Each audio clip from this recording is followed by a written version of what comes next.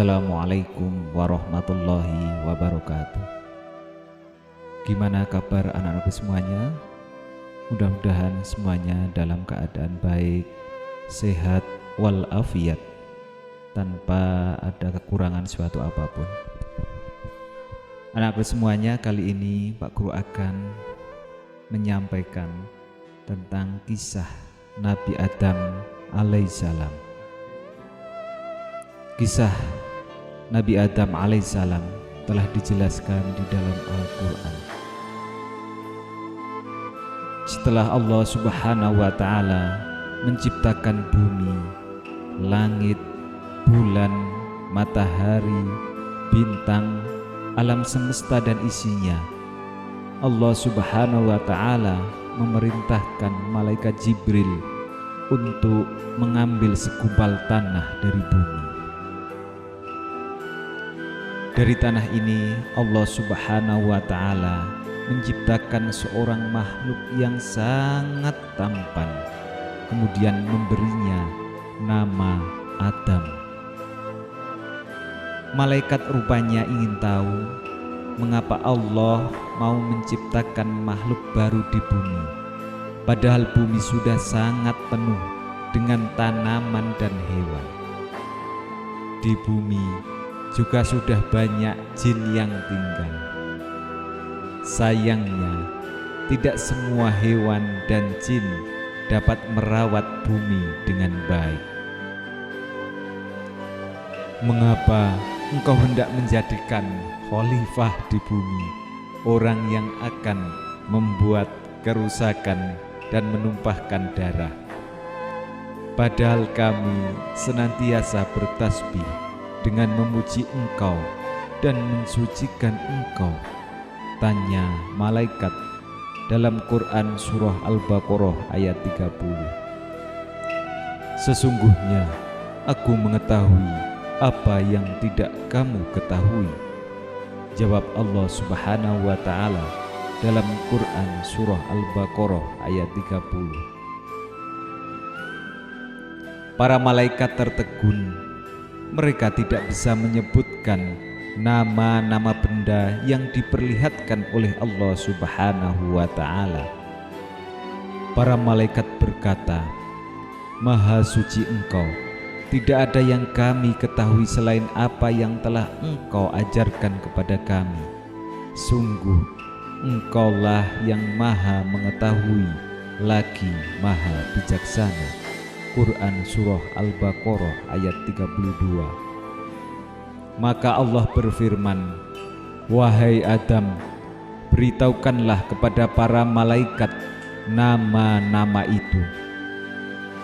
Setelah itu Adam menyebutkan nama-nama bendanya. Dan Allah berfirman, Bukankah telah aku katakan kepadamu bahwa aku mengetahui rahasia langit dan bumi, dan aku mengetahui apa yang kamu nyatakan dan apa yang kamu sembunyikan. Quran surah Al-Baqarah ayat 33. Para malaikat kini sadar, pasti Allah punya rencana yang sangat mulia dari penciptaan Adam. Suatu waktu Allah mengumpulkan para malaikat, Adam dan seorang jin. Dalam perkumpulan itu, Allah memerintahkan para malaikat dan jin untuk memberi hormat pada Adam dengan cara bersujud. Para malaikat dengan patuh bersujud pada Adam. Tapi, ada satu yang gak mau sujud, si jin. Karena tidak mau menurut, Allah memanggilnya iblis, yang artinya pembangkang. Allah berfirman, Hai iblis, apakah yang menghalangi kamu sujud kepada yang telah kuciptakan dengan kedua tanganku? Apakah kamu menyombongkan diri, ataukah kamu merasa termasuk orang-orang yang lebih tinggi? Quran surah Shad ayat 75. Iblis berkata, Aku lebih baik daripadanya, karena engkau ciptakan aku dari api, sedangkan dia engkau ciptakan dari tanah. Quran Surat ayat 76. Iblis menyombongkan diri. Allah berfirman, "Maka keluarlah kamu dari surga, sesungguhnya kamu adalah orang yang terkutuk. Sesungguhnya kutukanku tetap atasmu sebagai hari sampai hari pembalasan." Quran Surah Shad ayat 77-78. Iblis berkata, "Ya Tuhanku, beri tangguhlah aku sampai hari mereka dibangkitkan." Quran Surah Shad ayat 79. Iblis meminta Allah untuk mengundurkan waktu hukuman. Permintaan iblis dikabulkan. Allah berfirman, "Sesungguhnya kamu termasuk orang-orang yang diberi tangguh." Quran Surah Shad ayat 80.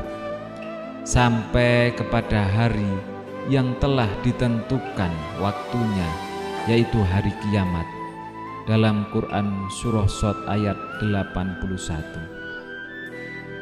Iblis menjawab, "Demi kekuasaan engkau, aku akan menyesatkan mereka semuanya, kecuali hamba-hambamu yang mukhlis di antara mereka."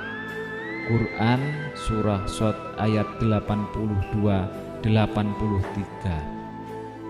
Waduh, iblis padahal sudah tahu Allah Maha Kuasa dan Maha Pengampun. Mereka ngeyel, bukannya meminta maaf pada Allah, iblis malah tambah ngeyel, mau menghancurkan keturunan Nabi Adam. Allah berfirman, "Maka yang benar adalah sumpahku, dan hanya kebenaran itulah yang kukatakan. Sesungguhnya aku pasti akan memenuhi neraka jahanam dengan jenis kamu dan dengan orang-orang yang mengikuti kamu di antara mereka kesemuanya." Quran Surah Shad ayat 84-85. Iblis akhirnya meninggalkan pertemuan dengan hati dongkol. Dalam pikirannya, ia mulai merencanakan untuk menyesatkan Adam agar tidak lagi mendapat kasih sayang Allah Subhanahu wa Ta'ala. Usai pertemuan, Adam kembali ke surga. Surga adalah tempat yang sangat indah. Adam bisa makan apapun sesuka hati, bisa pergi kemanapun menggunakan burung surga. Tapi Adam kesepian. Maka Allah ciptakanlah Hawa, seorang gadis yang sangat cantik, ramah dan menyenangkan. Suatu waktu Allah berfirman pada Adam dan Hawa, "Hai Adam, diamilah oleh kamu dan istrimu surga ini, dan makanlah makanan-makanannya yang banyak lagi baik di mana saja yang kamu sukai. Dan janganlah kamu dekati pohon ini yang menyebabkan kamu termasuk orang-orang yang zalim." Quran Surah Al-Baqarah ayat 35. Allah melarang Nabi Adam untuk mendekati pohon huldi. Awalnya Adam dan Hawa mematuhi perintah Allah untuk tidak mendekati pohon huldi. Sayangnya iblis yang sangat membenci Adam diam-diam menyusut ke dalam surga dan berubah menjadi ular. "Shh, kamu tidak tahu kenapa Allah melarang kalian memakan buah huldi?" ujar iblis dalam rupa ular pada Adam dan Hawa. Aku tidak tahu, tapi aku akan menuruti semua yang Allah perintahkan, jawab Adam. Pergilah hai ular, usir Adam. Si iblis pantang menyerah. Saat Hawa sedang sendiri, "Hei Hawa, apakah kau mau tahu sebuah rahasia yang bisa membuatmu kekal dalam surga?" Iblis yang masih dalam bentuk ular merayu Hawa. "Apa?" Hawa penasaran. "Jika kau dan Adam memakan buah huldi, kalian berdua bisa hidup selamanya di surga," ucap iblis berbohong. "Tapi Allah Subhanahu wa Ta'ala melarang kami mendekati pohon itu," ucap Hawa. "Itu karena Allah tidak ingin kalian hidup selamanya di surga." Iblis lagi-lagi berbohong. "Percayalah padaku, dahulu aku memakan buah itu, maka hingga kini aku tetap tinggal di surga." Setelah meyakinkan Hawa, iblis pergi bersembunyi. Hawa yang terbujuk oleh tipu daya iblis mengajak Adam untuk memakan buah huldi. Awalnya Adam menolak keras permintaan Hawa karena Hawa tidak mau menyerah membujuk Adam. Akhirnya Adam menuruti. Adam dan Hawa mendekati pohon terlarang dan memakan buahnya. Tiba-tiba, untuk pertama kalinya Adam dan Hawa merasa sakit perut dan merasakan berbagai hal yang tidak biasa. Sungguh-sungguh merasa malu.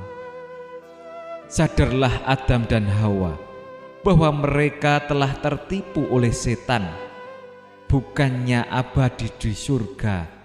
Karena tidak patuhan ini, Adam dan Hawa malah diusir keluar dari surga. Allah berfirman, "Turunlah kamu, sebagian kamu menjadi musuh bagi yang lain, dan bagi kamu ada tempat kediaman di bumi dan kesenangan hidup sampai waktu yang ditentukan." Quran Surah Al-Baqarah ayat 36. Adam terus menangisi perbuatannya. Ia sangat menyesal sambil terus meminta ampun kepada Allah. Adam berusaha mencari Hawa yang turun ke bumi entah di mana. Bumi adalah tempat yang aneh, pikir Adam. Saat malam ia sangat kedinginan, saat siang bisa kepanasan. Juga banyak binatang-binatang buas yang berusaha melukainya. Namun Adam tidak mau protes karena sadar akan kesalahan besar yang telah diperbuatnya.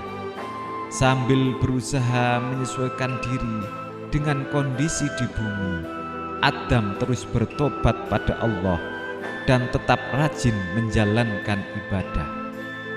Hingga suatu hari Adam bertemu Hawa di sebuah bukit. Walah, betapa senang dan girangnya Adam dan Hawa. Mereka langsung bersujud bersyukur kepada Allah. Air mata mereka menetes nyaris tiada henti karena bahagia. Kini Adam dan Hawa berusaha membangun kehidupan baru, membuat tempat tinggal, membuat sawah, menjinakkan hewan, dan membuat ternak dan memiliki anak. Sejak saat itulah keturunan Adam dan Hawa memenuhi bumi. Pelajaran yang bisa dipetik: Nabi Adam ketika melakukan kesalahan begitu sadar melakukan kesalahan langsung bertobat, menyesal, memohon ampun kepada Allah Subhanahu wa Ta'ala.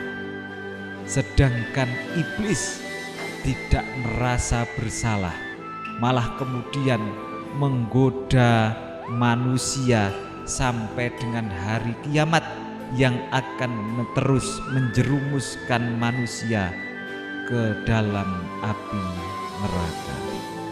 Demikianlah, mudah-mudahan kita bisa mengambil pelajaran dari kisah Nabi Adam alaihissalam.